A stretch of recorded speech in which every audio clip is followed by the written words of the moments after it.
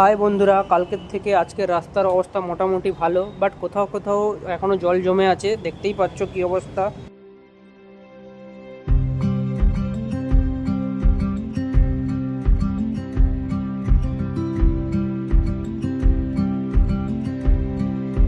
দুঃখের বিষয় এই যে এই সামনে মোড়টা দেখতে পাচ্ছেন আপনারা, এই মোড়েই কালকে একজন ইলেকট্রিকের শক খেয়ে মারা গেছে।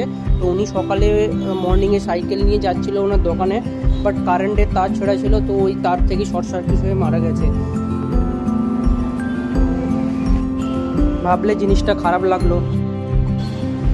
দেখুন এই পাশেই ক্রোমা শোরুমের অবস্থা কি, ওদের গ্রাউন্ড ফ্লোরে জল জমে আছে, ওনারা পাম্প দিয়ে সেটাকে বের করার চেষ্টা করছে।